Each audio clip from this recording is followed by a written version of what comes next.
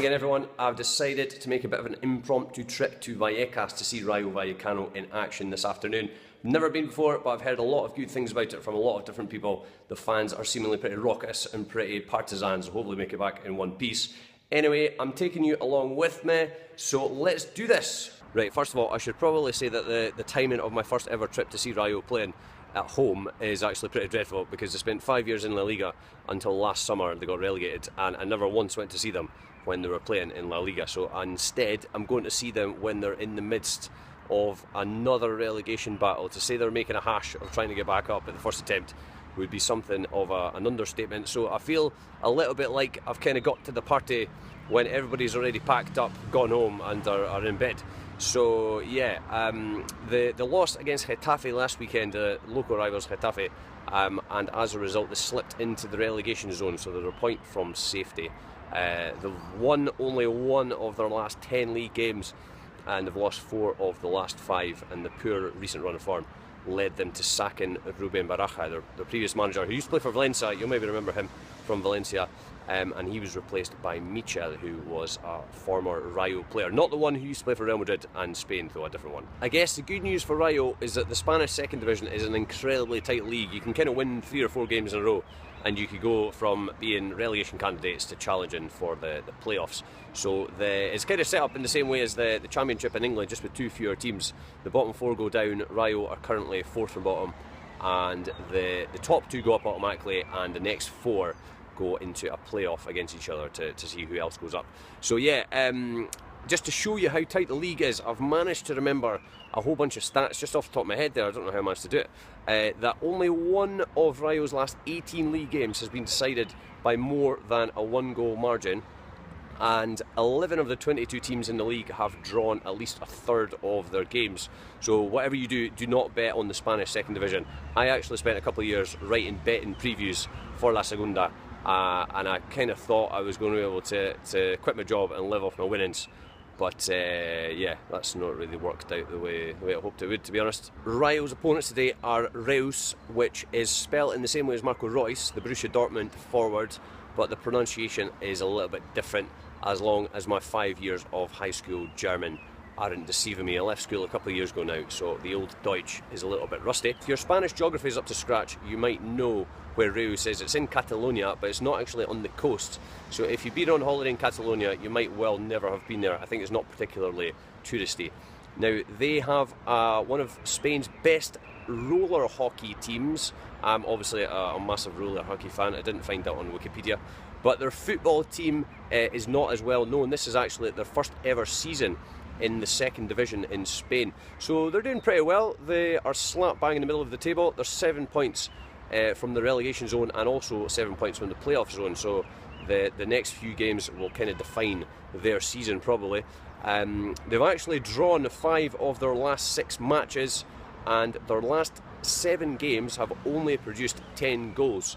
So I really hope I'm not going to be in for a snooze fest. So I'm just coming out of the metro. I'm arriving at the Estadio de Vallecas in Vallecas, which is a working class neighbourhood in the south of Madrid. It's very easy to get to from the city centre. It's basically 9 stops on the metro, direct line from Sol, which is the main central stop. So that's about 15 or 20 minutes, and there you go, that's it. Right, now check this out. Metro exit.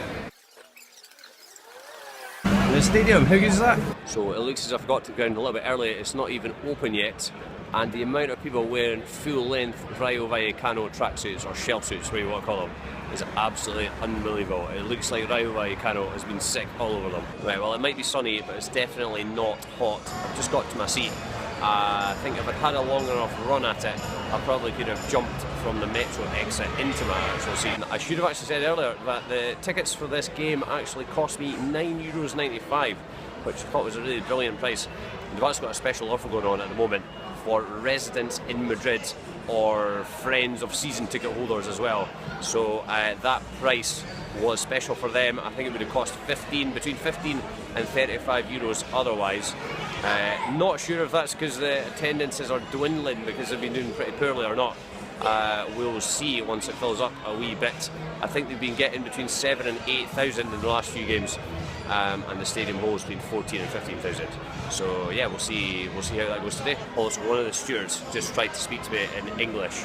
I have no idea why. He didn't think I was Spanish, but let's say it's English to do with a bit of work. I don't understand why they do that. You speak to them in Spanish, they speak to you back in English, pidgin English. No idea. Bravery, courage, and nobleness. Well, let's see it then, boys. Half time, 0-0. Struggled to find an angle to do this video from where the sun wasn't completely destroying my face. It's actually been a decent enough game. It's not been the snooze fest as I feared it might be at the start. Rayo at the beginning were just causing their own problems. They were tapping it around at the back. The Rayos almost got in a couple of times. Final ball just let them down. But after that, I think Rayos had the better of the chances without really having too many. There was one right at the end when Razvan Rat, the former West Ham player, you might remember him, he kind of has been zipping up and down the left flank and he put a decent ball into the box, and veteran striker Javiera just pulled a shot wide of the target. He maybe should have done a little bit better. But yeah, it's been a pretty decent game. It's been pretty competitive. Not too much goal-mouth action, so hopefully that'll change in the second half. I have to say, I can see why people rave about the atmosphere at Rayo. There's a group behind the goal who basically haven't stopped singing the whole game. It's quite a big group as well. They've had the scarves out, they've had the flags up as well, and they've been really lively. I mean, this is what they're like when they're struggling against relegation in the second. Then I can only imagine what it must have been like in La Liga. So, you know, Rayo's a club that spent the majority of their resistance in the second division. So I guess when they were in La Primera, I guess it was a bit of a treat for them. So I can definitely imagine that the atmosphere in the big games against Real Madrid or Barca or Atletico must have been pretty special.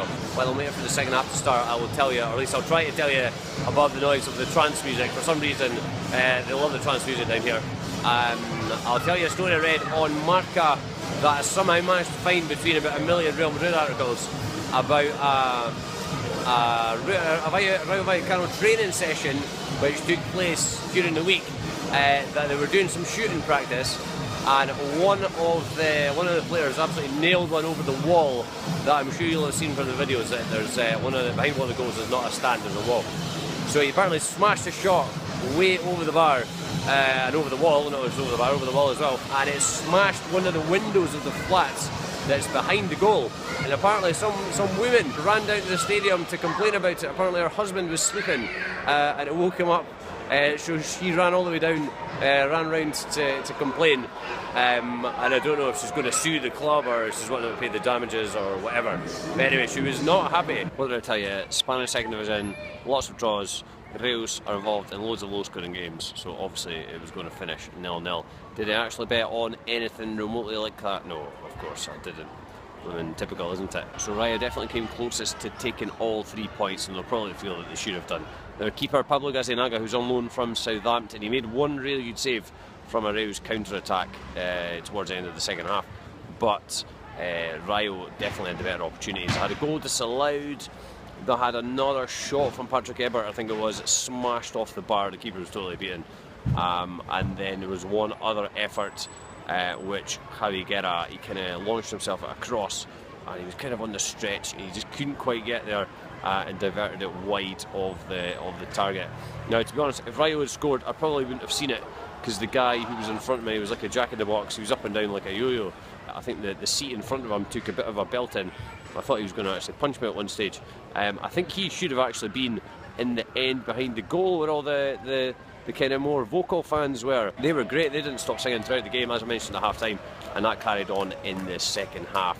And I think if I ever go back to Rayo, I would definitely like to get in that end because it looked like a lot of fun, to be honest. No goals, but I will go home happy. I managed to get a glimpse of ex-Man United superstar Minuccio, who came off the bench for the last 10 or 15 minutes. Always been a dream of mine to see him play in the flesh. Now, I actually managed to get from my seat to the metro platform in about 30 seconds, and I have actually ventured into town, and as I mentioned earlier, it did actually take just under 20 minutes, so really easy to get to the ground. Anyway, that's it for this video. It's been a bit more off the cuff than normal, but I hope you've enjoyed regardless. It's 8 o'clock on Saturday night, so I'm off for a couple of beers. Hope to see you again soon. If you've liked what you've seen, please remember to like, comment and share on social media. You can find the team on tour on Facebook, Twitter and Instagram. Well, don't forget to subscribe to my YouTube channel where you'll find all of the Team on Tour's vlog entries. Thanks for watching.